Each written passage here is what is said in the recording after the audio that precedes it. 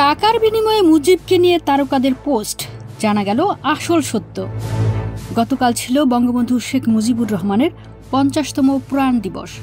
১৯৭৫ সালের ১৫ই আগস্ট সপরিবারে হত্যা করা হয় এই মহান নেতাকে। প্রতিবারের মতো গতকালও শেখ মুজিবুরের মৃত্যুবার্ষিকীতে শোক জানাতে দেখা গেছে সব শ্রেণী পেশার মানুষকে। তবে এবছর শোক দিবস পালনে কিছু বিধিনিষেধ থাকলেও সোশ্যাল মিডিয়ায় শোকবার্তায় ছেয়ে যায়। শেখ হাসিনার আমলে বাবা ও পরিবারের মানুষদের হারানোর দিনটিকে জাতীয় শোক দিবস ঘোষণা করেন তিনি।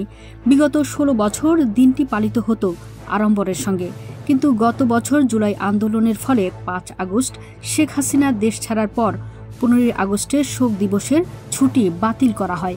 এমনকি ওই দিনে কোনো আয়োজন করা যাবে না বলেও নিষেধাজ্ঞা আসে।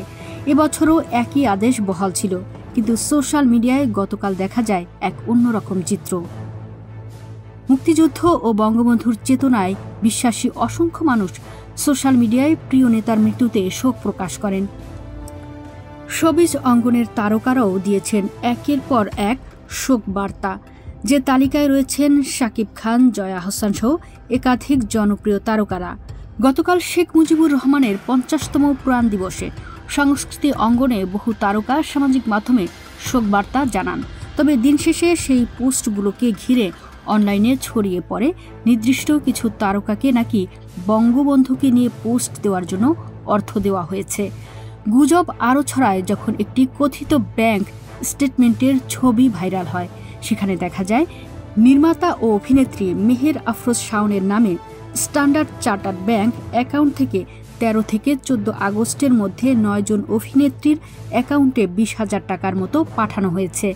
বিষয়টি তারকা মহল থেকে ভক্তদের মাঝে তীব্র আলোচনা তৈরি হলে বিষয়টি যাচাই করে আন্তর্জাতিক ফ্যাক্ট চেকিং নেটওয়ার্কের স্বীকৃত সংস্থা রিউমার স্ক্যানার বাংলাদেশ সংস্থাটি জানায় সেই ব্যাংক স্টেটমেন্টটি ভুয়া। তাদের তদন্তে একাধিক অসঙ্গতি ধরা পড়ে। এর মধ্যে উল্লেখযোগ্য হল স্টেটমেন্টে দেখানো অ্যাকাউন্ট নম্বরটি ১৩ সংখ্যার হলেও সেই ব্যাংকের অ্যাকাউন্ট নম্বর ১১ ডিজিটের। এছাড়াও যাচাই করে এই নম্বরের বিপরীতে কোনো অ্যাকাউন্টের অস্তিত্ব পাওয়া যায়নি। সঙ্গে লেনদেনের তথ্যকেও অস্বাভাবিক বলছে রিউমার স্ক্যানার। তাদের মতে ভাইরাল হওয়া স্টেটমেন্টে টাকা গ্রহীতার নাম উল্লেখ থাকলেও এসসিবির আসল স্টেটমেন্টে গ্রহীতার নাম বা অ্যাকাউন্ট নম্বর প্রকাশ করা হয় না। রিউমার স্ক্যানার জানায় অনলাইনে সহজলভ্য একটি টেমপ্লেটের ওপর এসসিবির লোগো বসিয়ে এই নকল স্টেটমেন্ট বানানো হয়েছে। অতীতেও একই ধরনের টেমপ্লেট ব্যবহার করে বিভিন্ন ব্যাংকের ভুয়া স্টেটমেন্ট তৈরি করার নজির রয়েছে।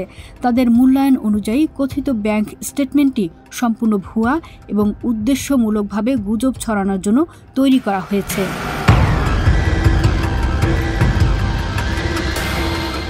প্রতিবেদনে মিতু রুকাইয়া, কণ্ঠে সুমনা সোমা, ওয়ার্ল্ড ভিউজ।